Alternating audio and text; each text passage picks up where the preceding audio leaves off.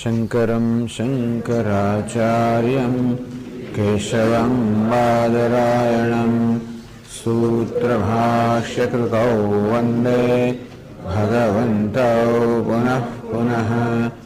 ईश्वरो गुरुरात्मेति मूर्तिभेदविभागिने व्योमवद्व्याप्तदेहाय दक्षिणामूर्तये नमः। मंगलं दिशतु मे विनायको मंगलं दिशतु मे सरस्वती।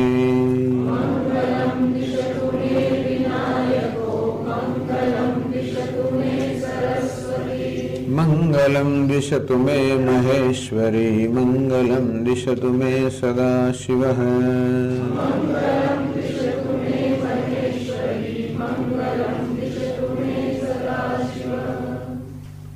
तदेवं त्रिभिः श्लोकैः तत्त्वं पदार्थो संशोध्य तदैक्यं वाक्यार्थ प्रतिपादितः। आ प्रकारे पहला 3 श्लोकની અંદર તત્પદ ત્વમપદ આ બંને પદાર્થોનું સંશોધન કરવામાં આવ્યું. આપણા અનુભવના વિષય છે. આપણે આપણી જાતને જાણીએ છીએ જીવાત્મા એટલે ત્વમ. તો આ જીવાત્માનું એટલે હું જેને આપણે કહીએ છીએ વાસ્તવિક સ્વરૂપ શું છે એનું સંશોધન કરવામાં આવ્યું, શુદ્ધિકરણ કરવામાં આવ્યું. અર્થાત હુંની અંદર જે હું સિવાયના અંશ બધા ભેગા થઈ ગયા હોય એને જુદા પાડીને એ જેવું છે તેવું જાણવું જોઈએ. એટલે હુંનો આપણો અનુભવ તો છે જ, આત્માનું જ્ઞાન છે જ, પરંતુ એમાં આત્મા સિવાયના હું સિવાયના બીજા બધા અંશ મળી ગયેલા છે. તેથી હું એવો શબ્દ પ્રયોગ કરી ત્યારે આત્મા તો અંદર આવી જ જાય, પણ જોડે જોડે અનાત્મા દેહ આવી જાય, ઇન્દ્રિયો મન બુદ્ધિ બધા પણ આવી જાય. તેથી આત્મામાં ભાસી રહ્યો છે, અનાત્મામાં ભાસી રહ્યો છે, એ બંનેને જુદા ના પાડી શકવાને કારણે, બંનેનો વિવેક ન કરી શકવાને કારણે બંને જાણે કે ભેગા થઈ ગયા હોય. તેથી આત્મા વિશે હું વિશે આપણને આવી રીતનો ખોટો ખ્યાલ કે વિપરીત જ્ઞાન છે. અને એ ખોટો ખ્યાલ હોવાને કારણે જો જીવનમાં કઈ મુશ્કેલી ન હોત તો વાંધો, પરંતુ એ જ ખોટો ખ્યાલ બધા દુઃખનું કારણ છે. એટલા માટે એનું સંશોધન જરૂરી છે. એને કારણે સતત મારા મનમાં આ પ્રકારનો ખ્યાલ રહ્યા જ કરે છે કે હું દુઃખી છું, કારણ કે હું મર્યાદિત છું, અલ્પ છું. આ શરીરને આત્મા કહેવાને કારણે જન્મ મારો, મૃત્યુ આ પ્રકારે જન્મ અધીન જેવું મારી જાતું છે. અલ્પ છું, મર્યાદિત છું, અસહાય છું, પરતંત્ર છું. આ પ્રત્યેક ખ્યાલ આપણામાં દુઃખ જન્માવે છે. અને તો આ દુઃખનું કારણ શું? વેદાંત શાસ્ત્ર કહે છે કે દુઃખનું એક જ કારણ છે આત્મા વિશે, પોતાના વિશે સેવામાં આવતા ભ્રમ કે ખોટા ખ્યાલ. એટલા માટે એનું શોધન, શુદ્ધિકરણ જરૂરી છે. આત્મામાં હુંના ખ્યાલની અંદર જે અનાત્મા અંશ આવી ગયા હોય એને સમજીને દૂર કરવા. તત્વમસી તું બ્રહ્મ છે જયારે કહેવામાં આવે ત્યારે આ કરવામાં આવે છે કે જે તું છે વાસ્તવમાં એ જ ઈશ્વર છે, પરમાત્મા છે. અને તો તું ચૈતન્ય છે, પરમાત્મા ચૈતન્ય છે. બાકીના જે ખ્યાલ છે બધા ઉપાધિને કારણે છે. આ રીતે ઉપાધિના ધર્મ સમજીને એને ઉપાધિના ધર્મ રીતે જાણવા, અનાત્મ રૂપે જાણવા, આત્માને શુદ્ધ ચૈતન્ય જાણવો. ઈશ્વર પણ ભલે જગતનું કારણ કહેવાય, ભલે સર્વજ્ઞ સર્વશક્તિમાન કહેવાય, પરંતુ એ પણ ઈશ્વરનો મૂળ સ્વભાવ નથી. ઈશ્વરનું કર્તાપણું, સર્જકપણું, પાલકપણું, સર્વજ્ઞપણું, સર્વશક્તિમાનપણું તો આગંતુક છે. તો ઈશ્વરનો સ્વાભાવિક ધર્મ કયો? શુદ્ધ ચૈતન્ય. આ હુંની અંદર પણ જન્મવું, મરવું આ બધું તો આગંતુક છે. શુદ્ધ તો નિર્વિકાર ચૈતન્ય એ મારું શુદ્ધ સ્વરૂપ છે. આ પ્રકારે પહેલા શ્લોકમાં જીવાત્માનું જે શુદ્ધ સ્વરૂપ છે એની વાત કરવામાં આવી. બીજા શ્લોકમાં ઈશ્વરના સ્વરૂપની વાત કરવામાં આવી. ત્રીજા શ્લોકમાં ઉપદેશ કરવામાં આવ્યો કે વાસ્તવમાં જે સમગ્ર જગતનું કારણ છે, અધિષ્ઠાન છે, ઈશ્વર તારું સ્વરૂપ છે, એ તું છે. તું વાસ્તવમાં સર્વના આત્મા છે. આ નામ રૂપાત્મક સમગ્ર જગતનું અધિષ્ઠાન છે. તૈક્યમ વાક્યાર્થ પ્રતિપાદિત. બસ આ જ મુખ્ય વેદાંતનો ઉપદેશ છે. તું બ્રહ્મ છે, બસ આ જ ઉપદેશ છે. તો એ એટલા માટે આ તું વિશે, બ્રહ્મ વિશેના જે આપણે ખ્યાલ ધરાવતા દરેક ખ્યાલને વિચારની કસોટી ચડાવવામાં આવે. પછી ખ્યાલ જાળવી રાખવા માટે આપણે તો કોઈ કારણ છે કે કોઈ કારણ વગેરે જ આ પ્રકારના ખ્યાલ આપણે ધરાવી રહ્યા છે, તો પછી જેમ જેમ વિચાર કરીને સમજ પડે કે જે બધા ખ્યાલ આપણે પોતાના વિશે, ઈશ્વર વિશે, જગત વિશે અને ગુરુ વિશે ધરાવી રહ્યા છે, એ બધા ખ્યાલ વાસ્તવમાં તો જે એ નથી એને એ માનવાને કારણે છે. ગુરુ પણ ચૈતન્ય શાશ્વત શાંત વ્યોમાતીત નિરંજન બિંદુનાદ કલાતીત એવું એનું સ્વરૂપ છે. એને પણ એક ઉપાધિ માનવી. ઈશ્વર વાસ્તવમાં વિજ્ઞાન ઘન, એ પણ વાસ્તવમાં ચૈતન્ય સ્વરૂપ છે. એને કરતા સર્જક પાલક માનવો. જીવ વાસ્તવમાં સચ્ચિદાનંદ સ્વરૂપ છે, એને પણ કરતા ભોગતા માનવો. આમ પોતાની જાતને કરતા ભોગતા સુખી દુઃખી માનવો. ઈશ્વરને જગતનું સર્જક પાલક સંહારક માનો અને એ રીતે પોતાને ભિન્ન માનવો. આ જગતને પણ સત્ય માનવું. આ બધી માન્યતાઓ છે અજ્ઞાનને કારણે. એટલે બસ આ માન્યતાઓને માન્યતા રૂપે જાણીએ, આ અજ્ઞાન દૂર થાય અને જીવ જગત ઈશ્વર આ ત્રણનું વાસ્તવિક સ્વરૂપ જાણીએ તો જીવનમાં બીજું કંઈ કરવાનું રહેતું નથી. એ છે સર્વવેદાંતાનામ સમન્વય પ્રથમ શાસ્ત્રાર્થ દર્શિત. બધા જ ઉપનિષદનું આ એક જ દર્શન છે, એક જ ઉપદેશ છે. બ્રહ્મસૂત્રમાં સમન્વય સૂત્રમાં સિદ્ધ કરવામાં આવ્યું કે બધા ઉપનિષદના વાસ્તવમાં ઉપદેશ એક જ છે. બધા જ ઉપનિષદ આપણને બ્રહ્મનો જ ઉપદેશ કરે છે. તું બ્રહ્મ છે એ જ ઉપદેશ કરે છે. સર્વવેદાંતાનામ સમન્વય, બધા જ ઉપનિષદ એક વાક્યતા છે, એક જ ઉપદેશ છે. પ્રથમ શાસ્ત્રાર્થ દર્શિત. આ મુખ્ય શાસ્ત્ર જે છે, શાસ્ત્રનો અર્થ, શાસ્ત્રનું જે તાત્પર્ય એ કહેવામાં આવ્યું. એટલે ખરેખર તો 3 શ્લોકમાં સ્તોત્ર પૂરું થઈ જવું જોઈતું હતું. જે કહેવાનું છે કહી દેવામાં આવ્યું. ઇદાનીમ ઉક્તે સમન્વયાર્થે બ્રહ્માત્મા દ્વૈત તત્વે વિરોધ આશંકા. હવે આ જે શ્રવણ તો થયું, શાસ્ત્રનું શ્રવણ કરીએ એટલે આપણને આ સમજ પડે, જ્ઞાન થાય કે ઉપનિષદનું તાત્પર્ય છે કે સર્વ બ્રહ્મ છે એ ઉપદેશ કરો. એ ઉપનિષદનું તાત્પર્ય છે. હું બ્રહ્મ છું, તાત્પર્ય છે.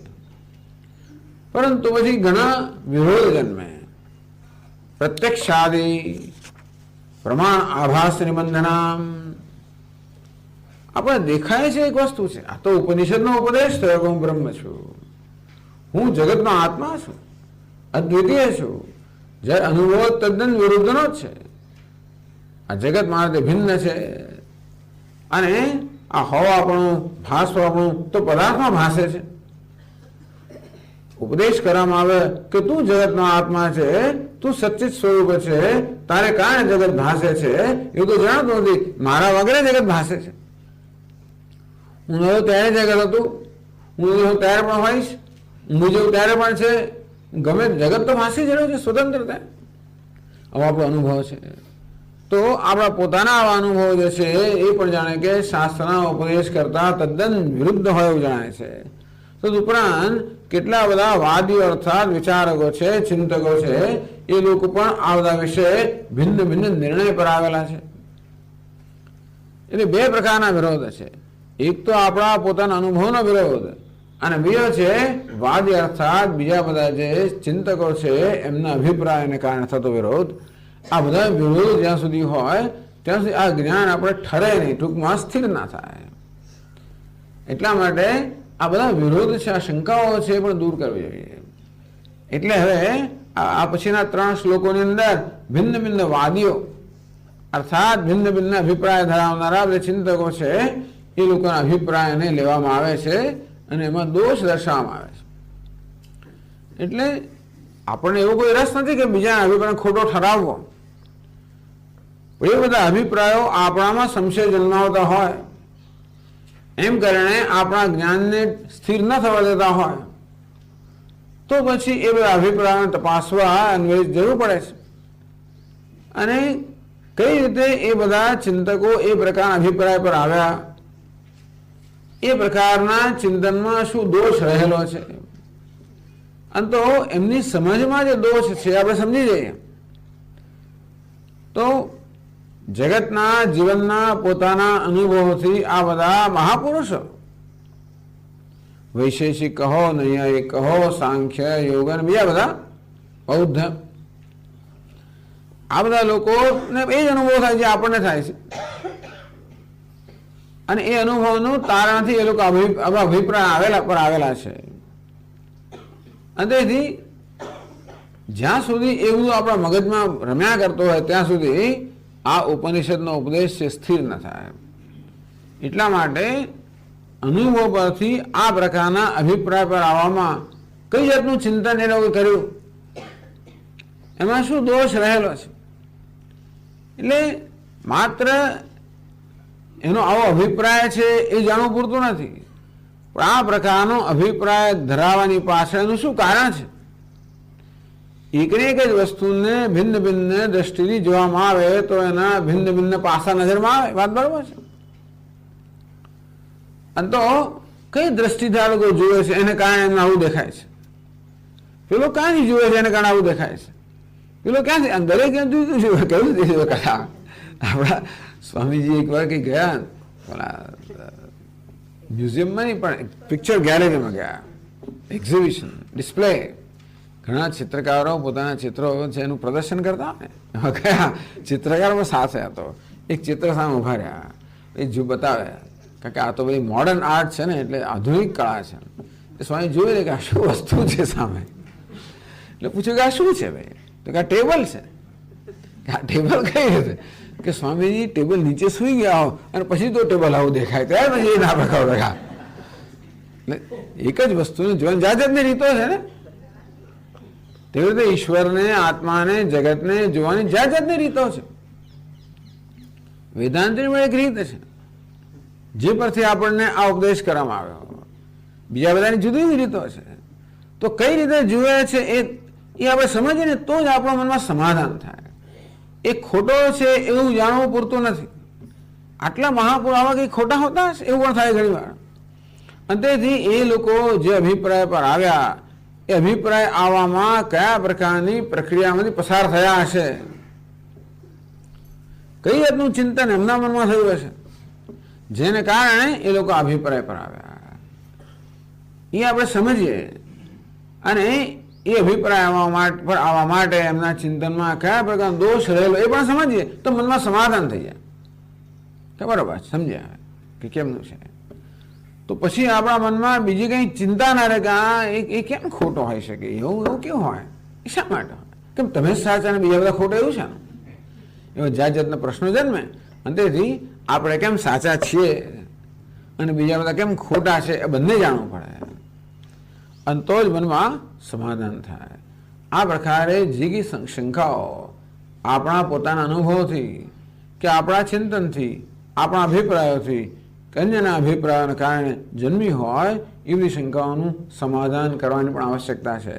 અને તો જ આ જ્ઞાન જે છે એમાં દ્રઢતા પ્રાપ્ત થાય.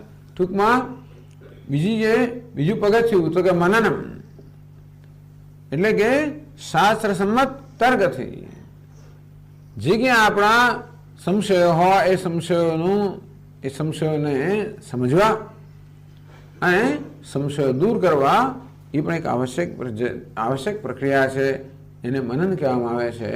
હવે પછીના 3 શ્લોકમાં ગ્રંથકાર આ વસ્તુ કરે છે.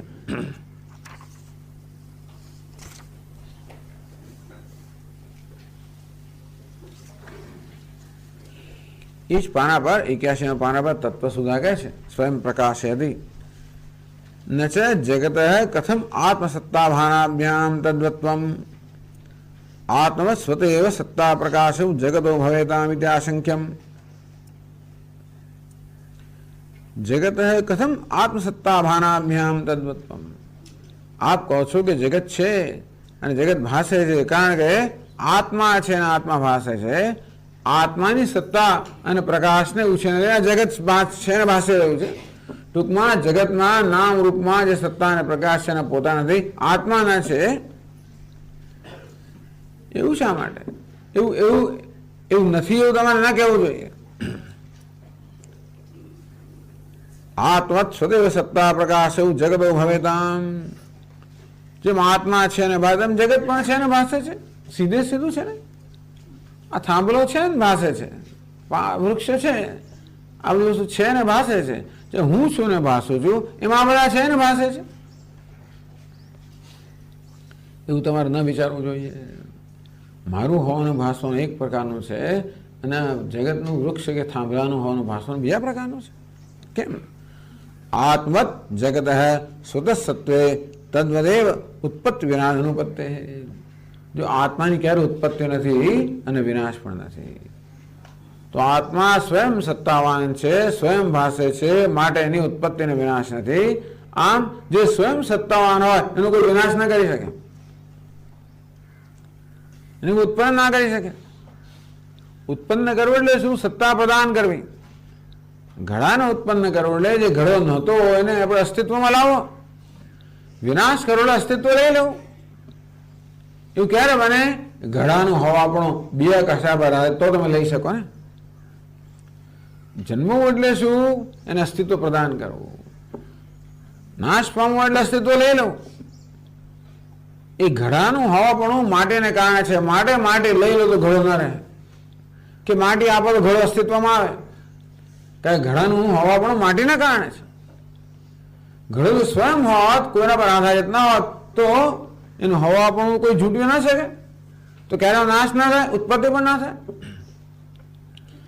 આત્મા છે અને ભાસે છે, સ્વયં સિદ્ધ છે, સ્વયં પ્રકાશ છું, અને તેથી જન્મ મૃત્યુ નથી એ સમજવું જોઈએ. જે સ્વયં સત્તા ધરાવનાર છે, જેની સત્તા બીજા કશા આધારિત નથી, એની કોઈ સત્તા પ્રદાન ના કરે અને લઈ પણ ના લે, પણ જન્મ પણ ના હોય, મૃત્યુ પણ ના હોય. તો તમે જે કહો છો તેમ જગત પણ પોતાને કારણે ભાત અને ભાસતું હોત તો એનું પણ ઉત્પત્તિ ના હોત ને વિનાશ પણ ના હોત. બીજું, તદ્વદેવ કરણાદિ અનપેક્ષા. આ આત્મા સ્વયં છે અને સ્વયં ભાસે છે, એટલા માટે આત્મા એટલે કે હું છું એ જાણવા માટે કોઈ ઇન્દ્રિયોની અપેક્ષા નથી, મનની અપેક્ષા, કારણ કે હું છું એ સ્વયં પ્રકાશ છે. તેમ જગત પણ જો સ્વયં ભાસતું હોત તો એને જાણવા માટે કોઈ ઇન્દ્રિયોની મનની અપેક્ષા ના હોત. એમને જ્ઞાન થયા જ કરતું હોત સતત. ન સ્વતઃ સત્તા પ્રકાશો ભવતો. જગત પણ એવું નથી. જગતની ઉત્પત્તિ પણ છે, વિનાશ છે. મને એ જણાય છે કે જગતની સત્તા સ્વયં સત્તા નથી. જગતને જાણવા માટે ઇન્દ્રિયો અને મનની જરૂર પડે. એમાં એ બતાવે છે કે જગત સ્વયં ભાસમાન પણ નથી. કિંતુ આત્મસત્તા પ્રકાશાભ્યામ જગત સત્તા પ્રકાશો. અંતેથી નક્કી થાય છે કે જગતમાં હોવા પણ ભાસવા પણ સ્વયં નથી. સ્વયં હોત ઉત્પત્તિ વિનાશ ના હોત, સ્વયં ભાસતું હોત તો ઇન્દ્રિયો મનની જરૂર ના હોત. પણ છે એ જ બતાવે છે કે જગતની સત્તા કે હવાપણું સ્વયં નથી, ભાસવાપણું સ્વયં નથી. ત્યારે શેને કારણે છે? જે સ્વયં સત્તાવાન છે, સ્વયં પ્રકાશવાન છે, એવું જે આત્મા છે એને કારણે છે. એવં તર્हि સર્વસ્ય જગત આત્મની અધ્યસ્થત્વે ભવન મધ્ય કથમ કરણાદિ અપેક્ષા. ઓહો, તમે એવું કહો છો તો પછી આત્મા કેવા પ્રમાણે આ નામ રૂપાત્મા જગત છે ને ભાષે, કારણ કે આત્માને કારણે. આ નામ રૂપાત્મા જગત આત્મામાં અધ્યસ્થ છે, અધ્યારોપિત છે. તો જેવી રીતે સર્પનું હોવાપણું રજ્જુના હોવાને કારણે છે, સર્પનું ભાસવાપણું રજ્જુના ભાસવાને કારણે છે, તેમ જગતનું હોવાપણું આત્માના હોવાને કારણે છે, જગતનું ભાસવાપણું આત્માના ભાસવાને કારણે છે. તો સર્પ જેમ રજ્જુ પર અધ્યસ્ત છે તેમ આ જગત પણ આત્મા પર અધ્યસ્ત છે. બરાબર? એટલે જેમ સર્પ ક્યારેય રજ્જુથી ભિન્ન કે દૂર ના હોય, તેમ જગત પણ આત્માથી ભિન્ન કે દૂર ના હોય. તો પછી આત્મા તો જગતને પ્રકાશિત કરી જ રહ્યો ને, તો જગતને જાણવા માટે તમારે શા માટે ઇન્દ્રિય જરૂર પડે છે? તમારે કહેવા પ્રમાણે આ જગત આખું આત્મા પર અધ્યારોપિત હોત, ક્યારેય આત્માથી અલગ હોત જ નહીં. અને આત્મા પ્રકાશ છે, જગત પ્રકાશવું જ જોઈએ. અને તો ભાઈ જગતને જાણવા માટે તમને આ ઇન્દ્રિય મન બધાની કેમ જરૂર પડે છે? એને કારણે જો એટલે એને કારણે અભિપ્રાય પર આવ્યા. કારણ કે આ જગતના કોઈ પદાર્થને જાણવા માટે આપણે જ્ઞાનેન્દ્રિય જોઈએ, મન જોઈએ. એટલા જ માટે લાગે છે કે ભાઈ આપણે એને પ્રકાશ નથી કે સ્વયં પ્રકાશમાન છે. એટલે તમારે કહેવા પ્રમાણે જો આ જગત આત્માને કારણે ભાસતું હોત તો શા માટે આત્માને આ જગતને જાણવા માટે ઇન્દ્રિયોની મનની કેમ જરૂર પડે છે? પ્રકાશ સ્વરૂપ આત્મ સંબંધાદેવ સર્વમ સર્વદા કેવી આ બધું છે તમારી નોટમાં બધું લખેલું છે. આ ભૂતકાળમાં થઈ ગયેલું છે. આ તો આ શ્લોક થઈ ગયેલો છે તો યાદ કરાવજો જરા, અને યાદ કરી લઉં છું બંને.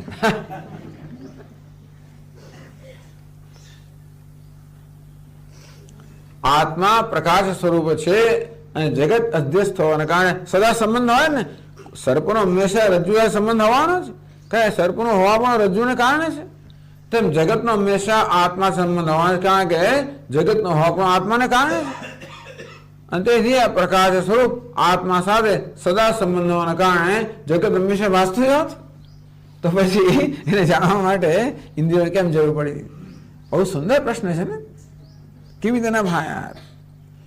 સર્વગત ચૈતન્યસ્ય અવિરોધેન અજ્ઞાન આવૃતત્વ. આપણે શું કે વેદાંતને કે પણ આ ચૈતન્ય છે એ તો અજ્ઞાનથી ઢંકાઈ ગયું છે. એટલા માટે આ જગત ક્યારે જગત ચૈતન્ય ભિન્ન ન હોય છતાં પણ ચૈતન્ય અજ્ઞાનથી આવૃત થવાના કારણે આ જગતનું ભાન નથી. તો પછી ક્યારે ભાન ના હોવું જોઈએ?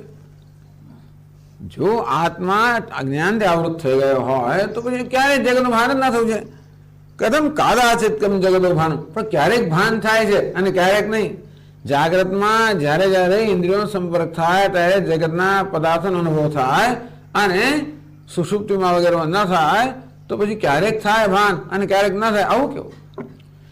આત્મા પ્રકાશ સ્વરૂપ હોવાના કારણે હંમેશા ક્યાં જગતનું ભાન થવું જોઈએ, અથવા આત્મા અજ્ઞાનથી આવૃત થવાનું ક્યારે ભાન ના થવું જોઈએ? પ્રશ્ન બરોબર જ છે ને.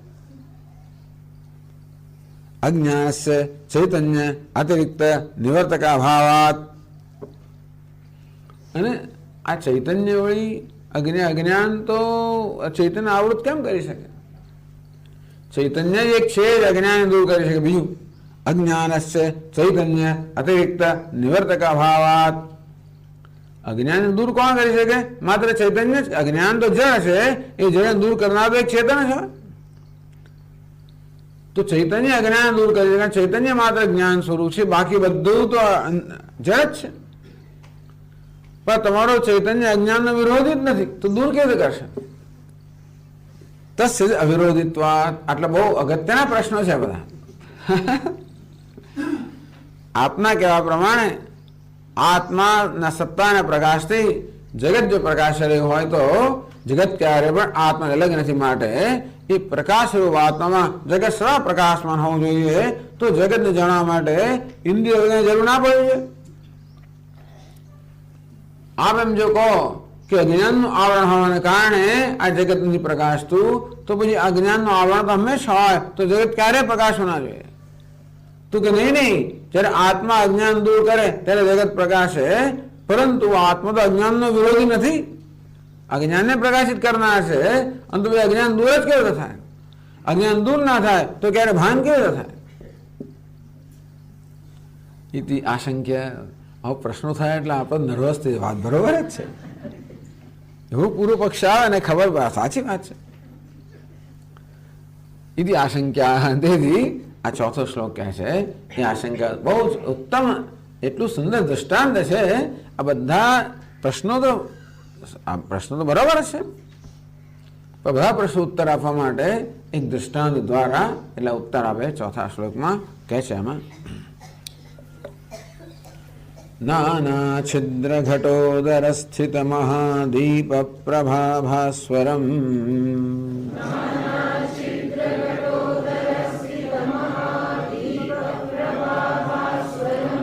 જ્ઞાનમ યસ્ય તુ ચક્ષુરાદિકર્ણદ્વારા બહિસ્પંદતે.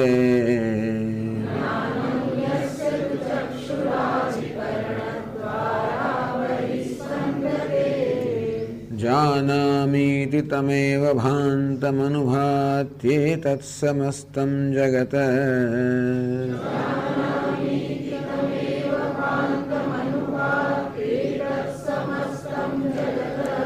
તસ્મૈ શ્રી ગુરુમૂર્તયે નમઃ શ્રી દક્ષિણામૂર્તયે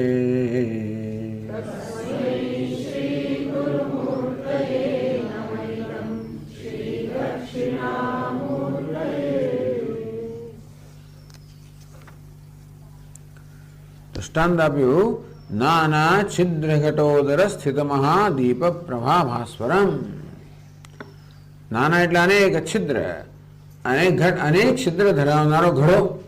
નાના છિદ્ર ઘટોદર, અનેક છિદ્ર ધરાવનારા મોટા ઘણા ઉદરમાં, એના પેટમાં સ્થિત રહેલો મહાદીપ, એક મહાન મોટો પ્રકાશમાન દીપ હોય. એકદમ નાનકડો નહીં, ટમટમ્યું નહીં, પણ મોટો. એટલે એવી કલ્પના કરીએ કે અંધારો ઓરડો છે, એ અંધાર ઓરડામાં એક ઘડો મૂકેલો છે. ઘડાનું મોં બંધ કરી દેવામાં આવ્યું છે. એ ઘડામાં કેટલાક છિદ્રો છે. એ ઘડાના પેટમાં એક અત્યંત પ્રકાશમાન દીવો મૂકવામાં આવ્યો છે. દીપ પ્રભા, એ દીવાની પ્રભા જે હોય એને જેમ આ દૃષ્ટાંત થયું કે અંધારા ઓરડામાં મૂકેલા ઘડામાં, છિદ્રવાળા ઘડામાં એક અત્યંત તેજસ્વી દીવો મૂકવામાં આવ્યો હોય તો એ દીવાના જે પ્રકાશના કિરણો છે એ પેલા ઘડાના છિદ્રો વાટે બહાર આવે અને એ રીતે પ્રકાશના કિરણો આપણે બહાર આવતા દેખાય. એ કિરણોના માર્ગમાં જે કોઈ પદાર્થ હોય એ પદાર્થ પ્રકાશિત થાય. બાકી તો પેલો અત્યંત તેજસ્વી દીવો છે એ સમગ્ર ઓરડાને પ્રકાશિત કરી શકે એમ છે આત્મા. આમ જોવા જઈએ તો પેલો કહે ને ભાઈ દીવો છે ને પછી તમારે જરૂર શું પડી કશાની? આ દીવો છે તો કેમ પછી આ કિરણની જરૂર પડી? પણ દીવો સ્વયં આખો ઓરડાને પ્રકાશિત કરી શકે એમ છે, પરંતુ એ દીવો તો આચ્છાદિત આવૃત થયો હશે ઘડાથી, પણ પૂરેપૂરો આવૃત થયો નથી. એમાં કેટલાક છિદ્રો છે, જે છિદ્રો દ્વારા આ દીવાના કિરણો છે બહાર જઈ શકે એમ છે. અને કિરણોના માર્ગમાં આવનાર જે પદાર્થો હોય એને પ્રકાશિત કરે, બધા નહીં. આવું છે. કેવી રીતે? જ્ઞાનમ યસ્તુ ચક્ષુરાદિકરણ દ્વારા બહિસ્પંદતે. તે જે દક્ષિણામૂર્તિ પરમાત્મા જે જ્ઞાન સ્વરૂપ છે એનું જ્ઞાન પણ આવું જ હશે. આ દેહરૂપી ઘડો છે, એમાં ઇન્દ્રિયરૂપી છિદ્રો છે, અને અંતઃકરણની અંદર પ્રતિબિંબિત ચૈતન્ય એ પેલા દીવા, તેજસ્વી દીવા સમાન છે. વસ્તુ એવી છે ને કે ભાઈ ચૈતન્યમ તુ સ્વતઃ જ્ઞાન અવિરોધી અંતઃકરણે પ્રતિબિંબિતમ સત તદ વિરોધી. આ ચૈતન્ય સ્વયં અજ્ઞાનનું વિરોધી નથી. ટૂંકમાં આપણા જ્ઞાન અજ્ઞાન બંનેને પ્રકાશિત કરનાર ચૈતન્ય છે ને. હું જાણું છું એ પણ હું જાણું છું, હું નથી જાણતો એ પણ હું જાણું છું. એટલે કે મને ફલાણું અજ્ઞાન જે હું જાણું છું, કારણ કે એ અજ્ઞાનને પ્રકાશિત કરનાર એ ચૈતન્ય જ છે, આત્મા જ છે. એટલે આત્મા તો ચૈતન્ય અજ્ઞાનનો વિરોધી નથી, કશાનો વિરોધી નથી. તો સ્વયં જે શુદ્ધ આત્મા છે, જે પોતાના મહિમા પ્રકાશમાન છે, એ તો અજ્ઞાનનો પણ વિરોધી નથી. પરંતુ અંતઃકરણે પ્રતિબિંબિતમ સત તદ વિરોધી. એ ચૈતન્ય જ્યારે અંતઃકરણમાં પ્રતિબિંબિત થાય ત્યારે એ પ્રતિબિંબિત ચૈતન્ય છે એ અજ્ઞાનનો વિરોધી છે. જે વીજળી સ્વયં અંધકારને વિરોધી નથી. એ જ વીજળી જ્યારે બલ્બ દ્વારા પ્રકાશના રૂપમાં પરિણમે ત્યારે એ અંધકારની વિરોધી બને. બાકી વીજળી સ્વયં શક્તિ સ્વરૂપ છે. પ્રકાશ વીજળીમાંથી આવે છે. વીજળી સ્વયં અંધકાર દૂર ન કરે, કારણ કે અંધકારને વિરોધી નથી. પરંતુ બલ્બ દ્વારા એ જ વીજળી જ્યારે બલ્બમાં પ્રતિબિંબિત થાય, બલ્બ સાથે સંયોગ થાય, એને કારણે પ્રકાશનો પરિવર્તિત થાય, ત્યારે એ અંધકારને વિરોધી બને, અંધકારને દૂર કરે. તે રીતે ચૈતન્ય સ્વયં અજ્ઞાનનું વિરોધી નથી, પરંતુ એ ચૈતન્ય અંતઃકરણ એટલે કે મન વૃત્તિ દ્વારા જ્યારે પ્રતિબિંબિત થાય કે વૃત્તિમાં પ્રતિબિંબિત થાય, કે વૃત્તિ સાથે સંયોજાય ત્યારે એ અજ્ઞાનને વિરોધી બને. ટૂંકમાં ચૈતન્ય જે પારમાર્થિક સત્તા ધરાવે છે એ વ્યવહારિક સત્તાનું બને ત્યારે, જેવી રીતે હું અરીસા સમક્ષ ઉભો હતો, મારું પ્રતિબિંબ મિથ્યા છે, બિંબ સત્ય છે, પ્રતિબિંબ મિથ્યા છે. તે રીતે ચૈતન્ય પારમાર્થિક સત્ય છે, પરંતુ એ જ્યારે મનમાં એટલે મનની વૃત્તિમાં પ્રતિબિંબિત થાય ત્યારે એ પણ વ્યવહારિક સ્તરની સત્તા પ્રાપ્ત કરે. અને ત્યારે અજ્ઞાન કેવું છે? મિથ્યા છે. ચૈતન્ય પણ એ પ્રકારની સત્તા ઉતરી આવવું પડે તો જ અજ્ઞાન વિરોધ થાય. આ રાક્ષસોનો નાશ કરવો હોય તો ભગવાને પણ જમીન પર ઉતરી આવવું પડે. ત્યાં બેઠા બેઠા કશું ના થાય. ત્યાં બેઠો હોય ને તો બધાને સત્તા સુધી પ્રદાન કરે. નહીતર ભગવાન રાક્ષસો હોય જ કેમ શકે? એવું ના થાય પ્રશ્ન. તમારો ભગવાન બધાનો આત્મા છે, ચોરને કેમ ચોરી કરવા દેતો હશે ને પેલાને કેમ કરવા દેતો હશે ને આતંકવાદીઓને કેમ કરવા? એ તો કશાયનો વિરોધી નથી. એ બધાનો વિરોધ કરવા માટે એને વ્યવહારિક સત્તા ધારણ કરવી પડે. એ અવતાર ધારણ કરે ત્યારે પછી રાક્ષસોનો એ નાશ કરે, નહીં તો કશું ના કરે. રાવણનો એ આત્મા છે ને. તે ચૈતન્ય તો કશાનો વિરોધી નથી. એ ચૈતન્ય અવતારે અર્થાત વૃત્તિમાં પ્રતિબિંબિત થાય ત્યારે જ એ આ અજ્ઞાનનો વિરોધી થાય, ત્યારે અજ્ઞાનનો નાશ કરે. એટલા જ માટે અંતઃકરણના જે આપણા અંતઃકરણ કે આપણી વૃત્તિઓ છે, મનના વિચારો છે, લાગણીઓ છે, એ સ્વયં પ્રકાશ છે. કારણ કે એ બધા ચૈતન્યની ચેતનતાની ઝીલનારા છે અને તેથી એ સ્વયં જણાય છે. તો તેવી જ રીતે આત્મ ચૈતન્ય જે અંતઃકરણમાં પ્રતિબિંબિત થાય કે અંતઃકરણ સાથે સંયોજાય કે અંતઃકરણથી અવચ્છિન્ન થાય, અંતઃકરણથી મર્યાદિત થાય, એ આત્મ ચૈતન્ય જે છે એ અજ્ઞાન વિરોધી છે. તો જગતના વિષયો જે અજ્ઞાનથી આવૃત છે એને દૂર કરવા માટે એ સમર્થ છે. પરંતુ આ શરીરની અંદર અંતઃકરણ છે, પણ આત્મા તો પેલા ઘડાની અંદર આવ્યો. તો ઘડામાં ગમે તેટલો તેજસ્વી દીવો હોય તો પણ એ માત્ર એટલો જ અંધકાર દૂર કરે જેટલો એના પેલા કિરણો પેલા છિદ્રો દ્વારા બહાર નીકળે. અને તે રીતે આત્મા પણ એટલો જ અંધકાર દૂર કરે જેટલા આ ઇન્દ્રિય રૂપી છિદ્રો દ્વારા આ ચૈતન્યના કિરણો બહાર આવે. જ્ઞાનમ યસ્ ચક્ષુરાદિકરણ દ્વારા બહિસ્પંદતે. તો જે આ જ્ઞાન સ્વરૂપ પરમાત્મા જે છે એનું પેલું પ્રતિબિંબિત થયેલું જ્ઞાન મન સાથે સંયોજાય ને ચક્ષુ વગેરે ઇન્દ્રિયો દ્વારા બહાર જાય છે. બાકી બહાર જવું છું ને અંદર જવું છું. ચૈતન્યમાં કોઈ ગતિ ના હોય, પણ ચૈતન્ય જાણે ગતિમાન બને છે. કેવી રીતે? ખરેખર તો અંતઃકરણની વૃત્તિ બહાર જાય છે, એની સાથે સંયોજાયેલું ચૈતન્ય પણ જાણે કે બહાર જાય છે. એ પ્રતિબિંબિત ચૈતન્ય બહાર જાય છે એમ કહેવાય. જાનામી, અને ત્યારે હું જાણું છું એ પ્રકારની વૃત્તિ જન્મે છે. અને આ પરમાત્મા જાનામી, હું જાણું છું એ પ્રકારે જયારે પ્રકાશે ત્યારે જ આ જગત પ્રકાશે. એમ ન પ્રકાશ જગત ના પ્રકાશે. માત્ર પરમાત્માના પ્રકાશવાથી જગત નથી પ્રકાશતું. પરમાત્મા હું જાણું છું એ પ્રકારે પ્રકાશે ત્યારે જગત પ્રકાશે. તો જેવી રીતે પેલા ઘડામાં રહેલો દીવો જે છે એ બધા બહારના પદાર્થોને પ્રકાશિત કરે, એના માર્ગમાં જે આવતા હોય કિરણોના, અને તે રીતે અંતઃકરણમાં પ્રવિત થયેલો પરમાત્મા પણ ઇન્દ્રિયોના માર્ગમાં આવનારા શબ્દ સ્પર્શ રૂપ રસગંધ આ બધા પદાર્થોને પ્રકાશિત કરે છે. તો જગતના પદાર્થો કેવી રીતે આત્માના પ્રકાશથી પ્રકાશમાન જે સમજાવ્યું, આગળ સિદ્ધ કરવામાં આવ્યું કે આત્મ પ્રકાશને કારણે પ્રકાશ કઈ રીતે એનું દ્રષ્ટાંત સમજાવ્યું કે આત્મા પ્રકાશમાન તો હંમેશા જગત કેમ પ્રકાશમાન નથી? કે અજ્ઞાનનું આવરણ છે ને આત્મા અજ્ઞાનનો વિરોધ નથી. તો અજ્ઞાનનો વિરોધ ક્યારે બને? જયારે અંતઃકરણમાં પ્રતિબિંબિત થાય ત્યારે. અંતઃકરણ મર્યાદિત છે અને અંતઃકરણ હંમેશા ઇન્દ્રિયો દ્વારા જ બહાર જઈ શકે. ઇન્દ્રિય દ્વારથી અંતઃકરણ બહાર જાય, જગતના વિષયને પ્રકાશિત કરે, જગતના વિષયનો આકાર ધારણ કરે, એ વિષયના આકારની વૃત્તિ ઉત્પન્ન થાય ત્યારે વિષયનું આવરણ દૂર થાય અને પેલું પ્રતિબિંબિત ચૈતન્ય વિષયને પ્રકાશિત કરે. આ પ્રકારે વેદાંત શાસ્ત્ર આ જાણવાની પ્રક્રિયા સમજાવે છે.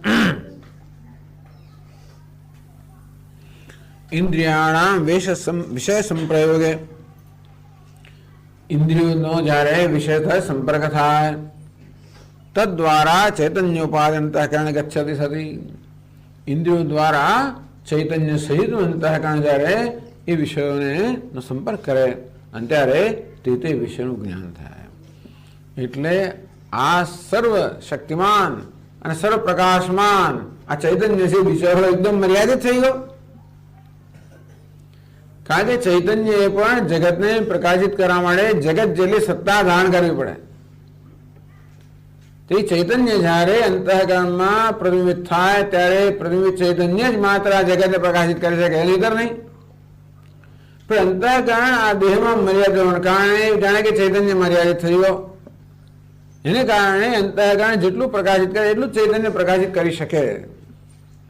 અને તેથી આપણે આખી જ્ઞાનની પ્રક્રિયા સમજાવી કે આપણને એટલે કે આ જગતના પદાર્થો શબ્દ સ્પર્શ વગેરેને જાણવા માટે શા માટે ઇન્દ્રિયોની આવશ્યકતા છે.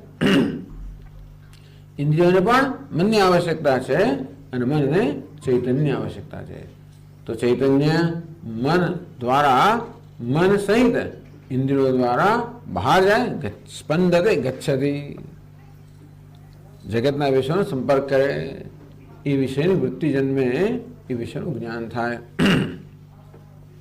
જાનામી, હું જાણું છું, એ જ્યારે ચૈતન્ય પ્રકાશે ત્યારે તમે ભાનતમ અનુભાતી એતત સમસ્તમ જગત. અને ત્યાર પછી જ્યારે ચૈતન્ય હું જાણું છું, જાનામી એ પ્રકારે ભાષે ત્યાર પછી એને અનુલક્ષી એને અનુસરીને આ સમગ્ર ભાષે છે.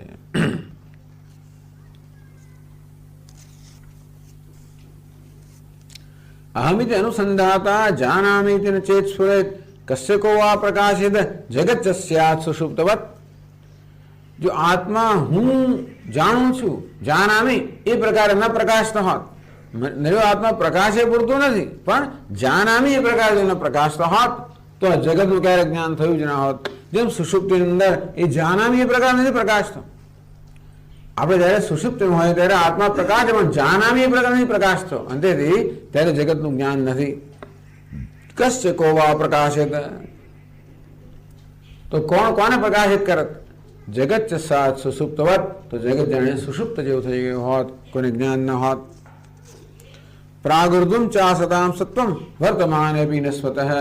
આ જગતના પદાર્થો એની ઉત્પત્તિ પહેલા ન હતા, નાશ પછી નહીં હોય, અને વચ્ચે પણ એમનું સહવાપણું છે એ સ્વયં નથી.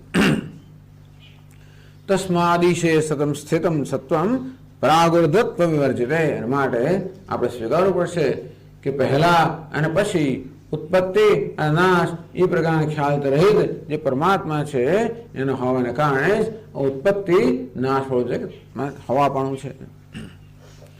સ્વયં પ્રકાશેરન જડા એવી વિનેશ્વરમ સર્વમ સર્વસ્ય ભાસેત નવા ભાસેત કિંચન. જો ઈશ્વર વગર જ આ પદાર્થો સ્વયં પ્રકાશમાં તો બધાને બધું જ્ઞાન થવું જોઈએ, હવે ઘણા થઈ ગયા હોત. જો આ પદાર્થ જાતે ભાસતા હોત તો સાંભળવું કે ના સાંભળવું હોય, ઇન્દ્રિયોની જરૂર જ ના પડે, સ્વયં ભાષે છે. આ બધા અવાજો આવે તો અતકાળની અંદર ગમે કુમડા તમે, કારણ કે એ સ્વયં પ્રકાશમાં છે, ઇન્દ્રિયોની જરૂર નથી. બધા અવાજો આવે, બધા દૃશ્યો આવે, બધા સ્પર્શ આવે, બધી ગંધ આવે, બધા સ્વાદ જાતે જ આવતા હોત. સર્વમ સર્વસ્ય ભાષેત, બધાને બધાનું ભાસ થવું જોઈએ. નવા ભાષેત કિંચન, અથવા અજ્ઞાનને કારણે કોઈને કશું ભાસમાન ન થવું જોઈએ. ચૈતન્ય સ્વયં પ્રકાશ હોવાને કારણે જગતના પદાર્થો સ્વયં પ્રકાશ હોત તો બધાને ભાસતા હોત, અજ્ઞાનને કારણે જરાય ના ભાસતા હોત.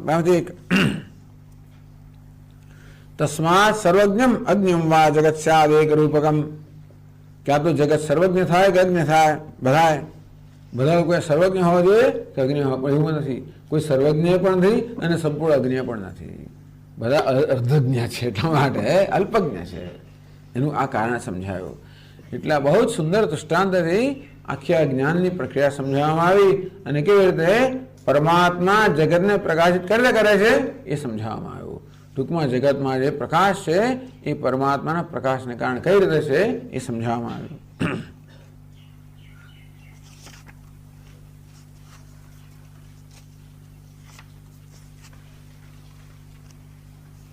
પછી 5મા લાસ્ટમાં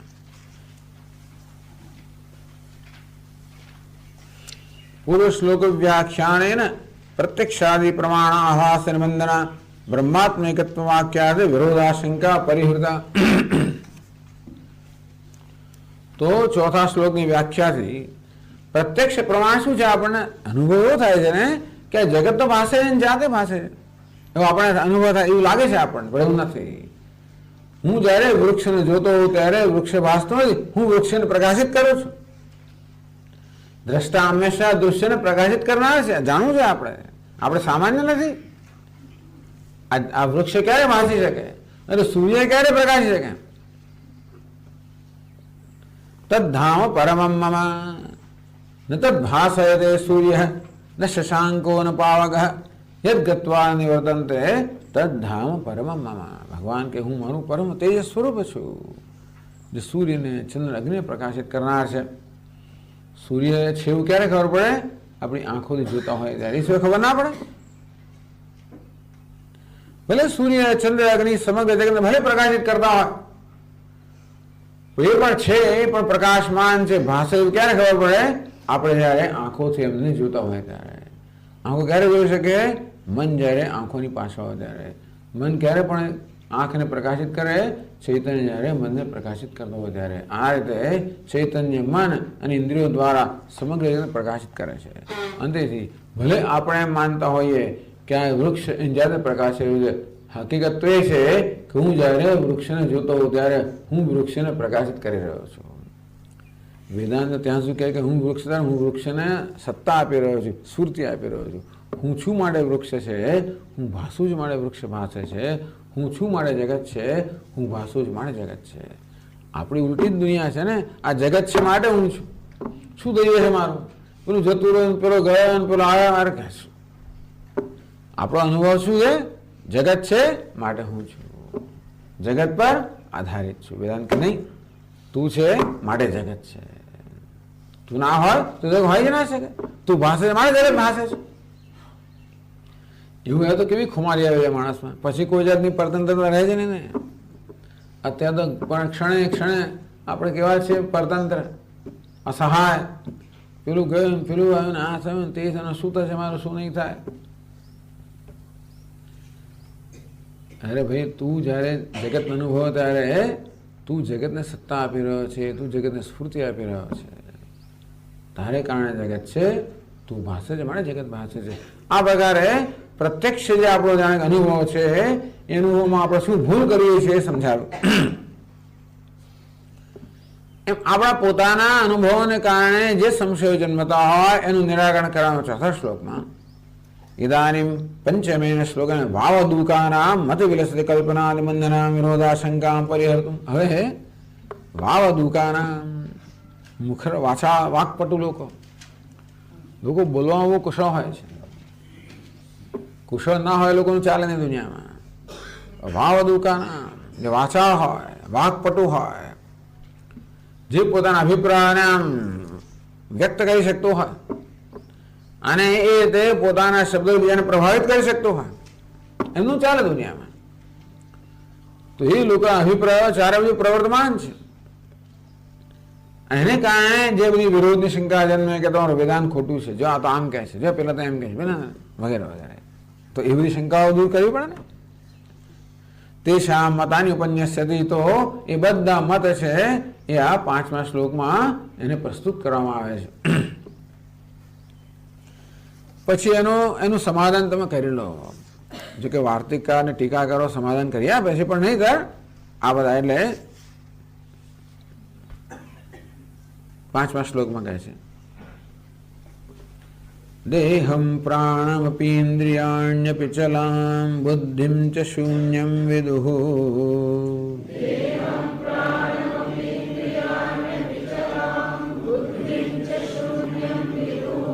સ્ત્રી બાલાંધજડોપમાસ્ત્વહમિતિ ભ્રાંતા ભૃશં વાદિનઃ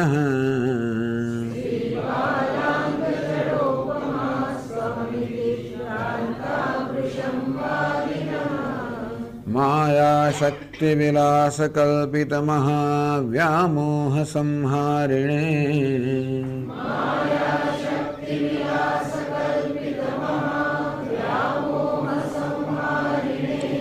તસ્મૈ શ્રી ગુરુમૂર્તયે નમઃ ઇદં શ્રી દક્ષિણામૂર્તયે.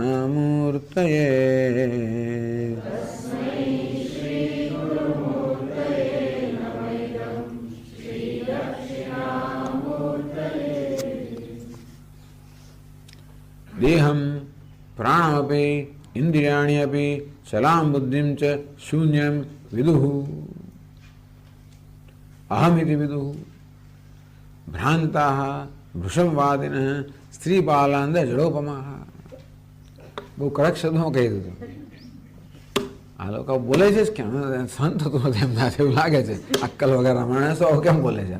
સ્ત્રીપાલ જળ તો કે જળ બુદ્ધિવાળા મનુષ્ય વૃષભ ભ્રાંત અત્યંત ભ્રાંત થયેલા, સામાન્ય ભ્રાંતિમાં અત્યંત ભ્રાંત થયેલા. વાદના વાવ દુકા પછી બહુ વાંચા અહમિતિ વિદુઃ એ આ પ્રકારે આવા પ્રકારના ભ્રમ સેવે છે. આત્મત્વેન જાનંતી હું દેહ છું, કોઈ કે હું દેહ છું, દેહ આત્મા છે, કોઈ પ્રાણ આત્મા છે, ઇન્દ્રિય આત્મા છે, તો ક્ષણિક બુદ્ધિ આત્મા છે, શૂન્ય આત્મા છે. આ પ્રકારે વિદુઃ વૃષમ વાદિનઃ તો ભ્રાંતાઃ તત્વ અન્યથા પ્રતિપદ્યમાનાઃ વસ્તુ છે એના કરતા ઉલટી જ જાણનાર એનું નામ ભ્રાંતિ.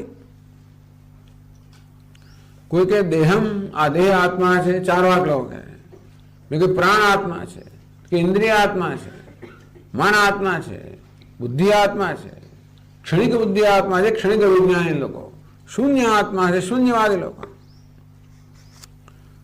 આ બધા વાદીન, આ બધા અવિયતના વાદી લોકો. વાદી એટલે પૂર્વ પક્ષી લોકો, આપણા પૂર્વ પક્ષી. એ લોકો બધા ફિલોસોફર્સ, તત્વચિંતકો. તો જડોપમા એટલે કે વિવેક વિજ્ઞાન રહિતા, જે લોકો સત્ય ને મિથ્યા કે તત્વ તત્વ આત્મા અનાત્માનો ભેદ જોઈ શકતા નથી. એટલા માટે આવું થયું ને. એ લોકો આત્મા અનાત્મા કે સત્ય ને મિથ્યા એ બંનેનો ભેદ નથી પાડી શકતા. એટલા માટે ને અતએવ ભ્રાંતાઃ તત્વ અન્યથા પ્રતિપદ્યમાનાઃ. એ તો આ જગતની ભગવાનની રચના જેવી છે ને, એને એવું બે ભેગા કરી દીધા છે ને કોઈને ખબર જ ના પડે. નીર નક્ષી એવા ભેગા થઈ ગયા હોય આપણે એક જ લાગે તેવી રીતે આ સત્ય ને મિથ્યા એવા ભેગા થઈ ગયા છે કે કોઈ એને સમજી શકે નહીં, જુદા ના પાડી શકે. તો કોઈ દેખાડનાર જોઈએ તો જ ખબર પડે કે તું જેને આત્મા માને છે આત્મા હોવા લાયક નથી. કેમ આત્મા હોઈ શકે? બધું ઘણા બધા સરસ શ્લોકોમાં કહેવામાં આપ્યું. દેહાદીનામ જડાર્થાનામ પાષાણવત અનાત્મનામ કથમ ભવેદહમ ભાવ સમાવેશમ વિના ઈશિતુ. આ તો દેહમાં ને પાષાણમાં ફેર શું છે? દેહમાં ને પથ્થરમાં ફેર શું છે? અનાત્મ જળ છે, દેહ પણ જળ છે, આ પાષાણ પણ જળ છે. તો જો પાષાણ અનાત્મા હોય તો દેહ અનાત્મા જ છે ને. આ ટેબલના આત્મા કે ના કેમ તો કે જળ છે, તો દેહ પણ એવો જ છે. તો પછી જો આ ટેબલ કે પાષાણ જો અહમ ના હોઈ શકે તો દેહમાં અહમ પણ કેમ હોઈ શકે? તો છે એનું શું? વિના ઈશિતુ સમાવેશમ. તો ઈશ્વરે પ્રવેશ કર્યો છે માટે આ દેહ જે એના આત્મા નથી એમાં આત્મા પણ જાણે કે લાગે છે, અને એ પ્રકારે ઈશ્વરમાં પ્રવેશ નથી કર્યો. એ સૂક્ષ્મ શરીર છે અને ત્યાં નથી એને કારણે. બાકી આ દેહમાં પાષાણ બીજું તફાવત છે. દેહસ્તાવદ એમના આત્મા દૃશ્યત્વાદ જાડ્યવત્વત. દેહ આત્મા ના હોય છે કે દૃશ્યત્વાદ એ દૃશ્યમ, જે દૃશ્ય હોય તો અનાત્મા છે. ટેબલ ને કોઈ આત્મા કેમ નથી કરતું? કારણ કે ટેબલ તો ભિન્ન છે, હું જાણું છું. હું દ્રષ્ટા છું, ટેબલ દૃશ્ય છે. દૃશ્યમાં ક્યારે આત્મબુદ્ધિ ના થાય? તો કે હવે જયારે એક પગલું પાછળ તો આ દેહ પણ દૃશ્ય છે.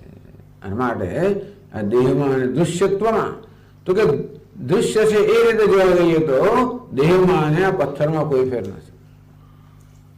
દૃશ્યત્વાદ જાડ્યવત્વત અને જડતા છે. આ પથ્થર જેમ જળ છે તેવી રીતે આ પ્રાણ ચાલ્યો એ પણ એવો જળ જ છે. રૂપાત્મત્વાદ સાંસત્વાદ. આત્મા તો કેવો છે? રૂપવાન, રૂપ વગરનો છે, નિરાકાર છે, નિર્વિકાર છે. દેહ તો આકાર વાળો છે, વિકાર વાળો છે. આત્મા નિરવયવ છે, દેહ અનેક અવયવ વાળો છે. ભૌતિકત્વાદ આત્મા ચૈતન્ય, દેહ તો ભૌતિક છે. કુંભવત આ ઘડાની જેમ ઘડો જેવી રીતે રૂપ વાળો છે, અંશ વાળો છે, ભૌતિક છે. દેહ પણ રૂપ વાળો છે અને અવયવ વાળો છે, ભૌતિક છે. અને એટલા માટે જો કુંભ આત્મા ન હોય તો દેહ પણ આત્મા ન હોવો જોઈએ. આ દૃશ્યત્વ જાડે બધું કુંભને લાગુ પડે. ઘડો જેવી રીતે દૃશ્ય છે મારા આત્મા નથી, જળ છે મારા આત્મા નથી, રૂપ રંગ ધરાવ છે મારા આત્મા નથી, અંશવાળો છે મારા આત્મા નથી, ભૌતિક છે મારા આત્મા નથી. અને તેથી આ દેહ પણ એવું હોવાને કારણે આત્મા હોય છે. મૂર્છા સુષુપ્ત માણે શુભ દેહ પ્રદર્શ્યતે. આત્મા નથી હોતો ટૂંકમાં. આમાં જયારે લોકો એમ માને છે, 4 વાગ લોકો, કે આ ચેતન તો દેહનો ધર્મ છે. આત્મા ભાઈ શું વસ્તુ છે? દેહ જ આત્મા છે. તો જો ભાઈ મરણમાં દેહ પડ્યો છે એવો ને એવો જ છે, અચ્છા ચેતનતા નથી. જો ચેતન દેહનો ધર્મ હોત તો જ્યાં સુધી દેહ ચેતન હોવો છે પણ નથી. દેહાદિ વ્યતિરિક્તત્વાત્ તદાત્માન પ્રતીયતે. દેહથી વ્યતિરિક્ત હોવાને કારણે આ મૂર્છામાં, સુષુપ્તિમાં કે મરણમાં આપણને ચેતનતા પ્રતીત થતી નથી. યથા જગત પ્રવૃત્તિનામ આદિ કારણમ અંશમાન પુમાન તથૈવ દેહાદિ પ્રવૃત્તૌ કારણમ પરમ. જેવી રીતે સૂર્ય સમગ્ર જગતની પ્રવૃત્તિ માટેનું કારણ છે, દૂર રહેલો સાક્ષી રૂપે આ સૂર્ય છે એ સમગ્ર પ્રવૃત્તિનું કારણ છે. તેવી રીતે ચૈતન્ય પણ આ દેહાદિ સંઘાતી પ્રવૃત્તિનું કારણ છે. મમ દેહોયમિતિ સ્ત્રીબાલનંદશ્ચ મન્યતે દેહોયમિતિ ના વૈતિ કદાચિત વિકશ્ચન. બધા લોકો શું કહે છે? મારો દેહ એમ કહે છે. હું દેહ કોઈ કહેતો નથી. દેહોયમિતિ ના વૈતિ કદાચિત વિકશ્ચન. ક્યારે કોઈ એમને હું દેહ હું છે એમને દેહ મારો છે એમ કહેનારા હોય છે. ટૂંકમાં જે લોકોમાં વિવેક નથી, કે જે લોકોમાં કોઈ શાસ્ત્રના સંસ્કાર, એ લોકો બધા દેહ મારો જ છે. તો મારો દેહ જયારે આપણે કહેતા હોઈએ ત્યારે પછી એ દેહ હું ના જ હોઈ શકું ને. જે મારું છે તો હું ના હોઈ શકે. અને તેથી આ બધા કારણોસર સમજાવવામાં આવ્યું કે દેહ ક્યારે પણ આત્મા ન હોઈ શકે. એને આત્મા માનવો એ ભ્રાંતિ છે. ઇન્દ્રિયાણી વિના આત્માન કર્ણત્વાત પ્રદીપવત. ઇન્દ્રિયોમાં આત્મા ન હોઈ શકે કારણ એ કરણ છે. ટૂંકમાં જગતના વિષયોને પ્રકાશિત કરવાની ઇન્દ્રિયો કઈ છે? સાધન છે. જેમ દીવો, કોઈ ઓરડાની દીવો હોય એ ત્યાં રહેલા ઘટ પર પદાર્થને પ્રકાશિત કરે, તેવી રીતે ઇન્દ્રિયો પણ એવી દીવા જેવી છે અને પોતાના વિશે પ્રકાશિત કરનારી છે. તો આત્મા તો કોણ છે? કરતા છે, કરણ નથી. કરણ સાધન. કર્ણત્વાત પ્રદીપવત. આત્મા તો કોણ છે? દ્રષ્ટા છે. ઇન્દ્રિયો કોણ છે? દર્શનનું સાધન છે. અને એટલા માટે જેમ દીવો આત્માનો છે તેવી રીતે ઇન્દ્રિયો પણ દીવાની જેમ જગતના વિશ્વને પ્રકાશિત કરવાને કારણે ઇન્દ્રિયોમાં આત્મા હોઈ શકે. પછી તો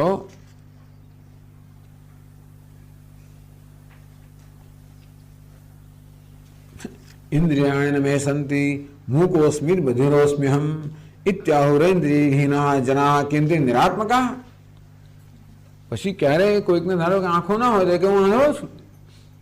ક્યારેક કોઈને વાઘ ઇન્દ્રિય કે હું મૂંગો છું. શ્રોત્રિય ના હોય તો કે હું બહેરો છું. તો શું એમને આત્મા નથી? જો ઇન્દ્રિયો આત્મા હોત તો બહેરો માણસમાં કે મૂંગા માણસમાં કે અંધમાં કે પંગુમાં તો આત્મા હોતા જ નહીં ને. પણ છે જ. એ બતાવે છે કે આત્મા ઇન્દ્રિયો કરતા ભિન્ન છે. તો પ્રાણ આત્મા પ્રાણોપ્યાત્માન ભવતી જ્ઞાનાભાવાત સુષુપ્તિષુ. આ પ્રાણ આત્મા છે કે નહીં? ઊંઘની અંદર એક જ પ્રાણ છે એ ચાલુ રહે છે. એ લોકો શા મળે પ્રાણને આત્મા કહે છે? કારણ કે જો સુષુપ્તિની અંદર શું ચાલે? પ્રાણ ચાલે છે, મારે આ બધું ચાલે છે. માટે એને પ્રાણ ચાલી જાય ત્યારે તો જીવ રહેતો નથી. માટે પ્રાણ આત્મા છે. તો કે જોયું તમારો પ્રાણ તો જળ છે. કારણ કે સુષુપ્ત જો પ્રાણ આત્મા હોત તો આત્મા ચૈતન્ય જ હોય. તો પ્રાણ આત્મા પ્રાણ પર ચેતન હોય છે.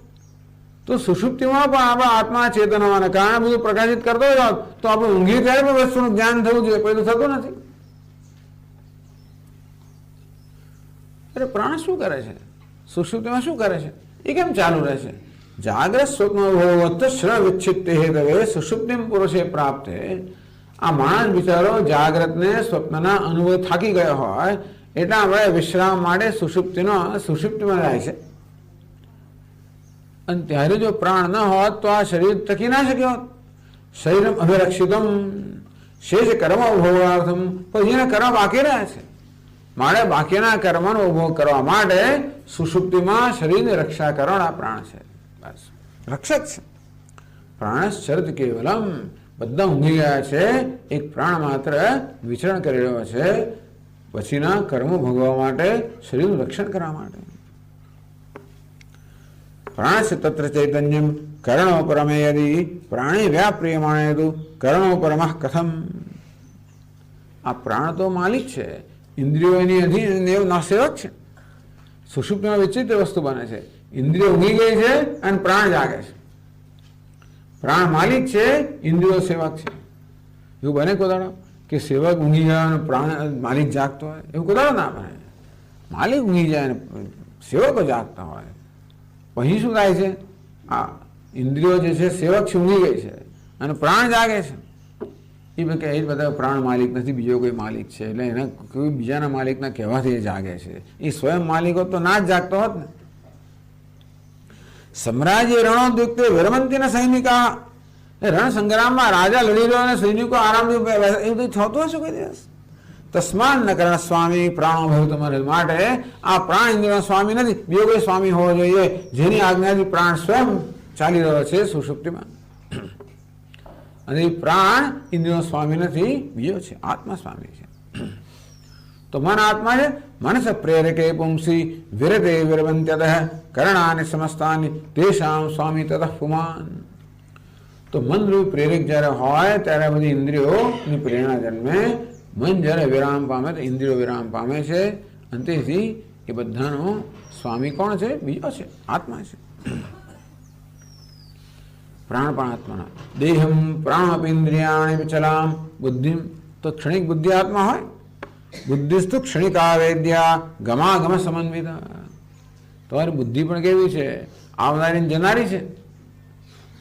આત્મા પ્રતિબિંબે ભાષિતા ભાષે જગત. એમના માનું કે બુદ્ધિ જગતને પ્રકાશિત કરે છે, એ તો આત્માના પ્રતિબિંબને ઝીલીને બુદ્ધિ બધાને પ્રકાશિત કરે છે. આત્મન ઉત્પદ્યતે બુદ્ધિ આત્મન્ય પ્રલીયતે. એ બુદ્ધિ આત્મામાંથી જન્મે છે, આત્મામાં લીન થઈ જાય છે. પ્રાગૃતમ ચાસતી બુદ્ધિ સ્વયં સિદ્ધતી. તેથી જે પહેલાં પણ નથી પછી પણ નહીં હોય એ બુદ્ધિ સ્વયં સત્તા ધરાવનારી જ નથી. આત્માને કારણે સત્તાવાન છે, આત્માને કારણે પ્રકાશમાન છે. એ રીતે ભિન્ન ભિન્ન આ પ્રકારની દલીલોથી સિદ્ધ કરવામાં આવ્યું કે અમનું કોઈ આત્મા ન હોઈ શકે.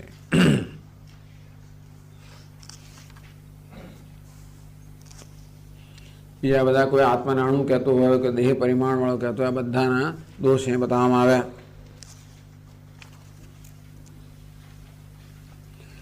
એવમેષા મહામાયા વાદના વિમોહિની. આટલા બધા બુદ્ધિમાન લોકો છે તો આવું કેમ વિચારતા હશે? એવમેષા મહામાયા વાદના વિમોહિની. આ મહામાયા છે, આ ભલભલા વાદીઓ એટલે ભલભલા ચિંતકોને મોહિત કરનારી છે. યસ્માત સાક્ષાત કૃતે સદ્યો લીયતે ચ સદાશિવે. એટલા જ માટે સદાશિવનો સાક્ષાત્કાર કરવામાં આવે ત્યારે જ આ માયા લીન થઈ જાય. દેહેન્દ્રિયા સુહીનાય માન દૂર સ્વરૂપેણે જ્ઞાનાનંદ સ્વરૂપાય દક્ષિણામૂર્તે નમઃ. દેહેન્દ્રિયા સુહીનાય, જે દેહ ઇન્દ્રિય પ્રાણ વગરનો છે. માન દૂર સ્વરૂપેણે, કોઈ પ્રકારના પ્રમાણથી દૂર છે, અર્થાત કોઈ પ્રમાણની મર્યાદામાં નથી. જ્ઞાનાનંદ સ્વરૂપાય, એ દૃશ્ય નથી મળે જ્ઞાન સ્વરૂપ છે. એ દુઃખ રૂપ નથી મળે આનંદ સ્વરૂપ છે. એવું જ્ઞાન આનંદ સ્વરૂપ દક્ષિણામૂર્તિ છે, એને મારા નમસ્કાર.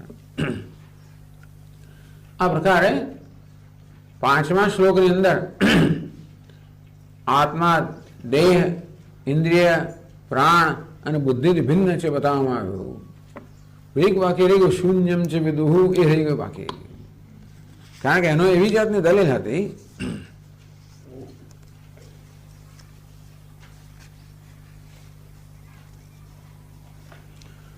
શૂન્યવાદી એવી દલીલ છે કે ભાઈ આમાં નસીબ એવું છે ને કે દરેક જણ પેલા બીજાની ખોડ કરીને પેલા પ્રથમ મલ્લ બીજા બધા એકબીજાને પરાસ્ત કરી દે છે.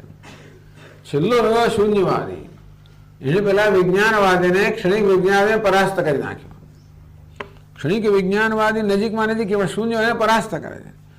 સુષુપ્ત વિજ્ઞાનસ્યાભાવાત, ભાઈ તમારો આત્મા જો બુદ્ધિ આત્મા હોય તો સુષુપ્તિની અંદર પણ એ પ્રકાશમાન હોવી જોઈએ, એ પણ તો છે નહીં. સુષુપ્ત વિજ્ઞાનસ્યાભાવાત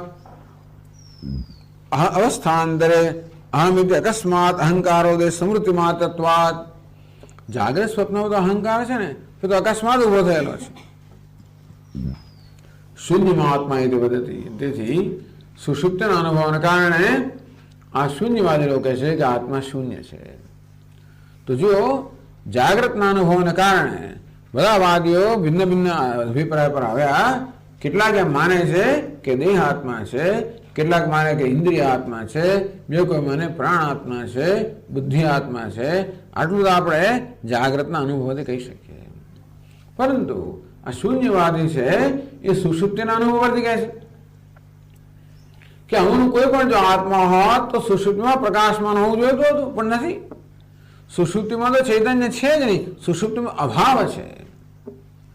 જો સુષુપ્તિમાં ચેતનતા હોત કે આત્મા હોત એટલે ચૈતન્ય સ્વરૂપ આત્મા સુષુપ્તિમાં, તો સુષુપ્તિમાં ભાન હોવું જોઈએ ને આપણને.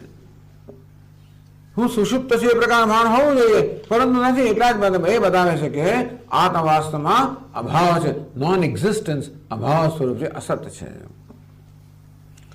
શૂન્ય આત્મા એ પદ્ધતિ, પણ શૂન્યવાદી કહે છે કે આત્મા શૂન્ય છે. એક માર્ગ બાકી રહી ગયો. આ શૂન્યવાદી પ્રથમ મલ્લ હોવાના કારણે એક જુદા શ્લોકમાં એની સાથે કામ પાર પાડવામાં આવે છે. પેલા બધા નાના છે, એક જ શ્લોકમાં પતાવી નાખ્યા એક પંક્તિમાં. માયા શક્તિ વિલાસ કલ્પિત મહાવ્યામોહ સંહારિણે તસ્મૈ શ્રી ગુરુમૂર્તે નમૈદમ શ્રી દક્ષિણામૂર્તે. તો આ રીતે માયા શક્તિ વિલાસ, કઈ માયા શક્તિના વિલાસને કારણે જે અનેક પ્રકારના ભ્રમ ભગવત પરમેશ્વરસ્ય અનાદિ અનિર્વચનીય માયા શક્તિ. આ ભગવાન દક્ષિણામૂર્તિની માયા શક્તિ છે, અનાદિ છે, અર્થાત જેનું હોવાનું કોઈ કારણ નથી.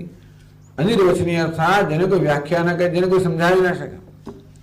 આમ કહીને વેદાંતે હાથ ઊંચા કરી દેતા. અનાદ્ય નિર્વચનીય. આ માયા કેમ છે તો કે ખબર નથી, છે. અનાદિ અર્થાત જેનો આદિ નથી, જેનું કારણ નથી. માયા છે, સ્વીકારવું પડશે. કેવી છે? અનિર્વચનીય. એ છે એમ પણ નહીં કહેવાય, નથી એમ પણ નહીં કહેવાય, અનિર્વચનીય. નથી એમ ના કહેવાય કે અનુભવનો વિષય છે એમ ના કહેવાય કે બરાબર જ્ઞાનનો પ્રકાશ આવે ત્યાં રહેતી નથી. તેથી આ માયા છે કે નથી એમ પણ ના કહી શકાય, અને માયાનું કોઈ કારણ નથી, માયા છે જ. એટલે ટૂંકમાં અનુભવનો વિષય હોવાને કારણે સ્વીકારવી પડે છે. તો આ રીતે આ માયા બધા લોકોને ભ્રમમાં જ રાખે છે. જે કોઈ જન્મે બધા માયાના પ્રવાહમાં જ જન્મે છે.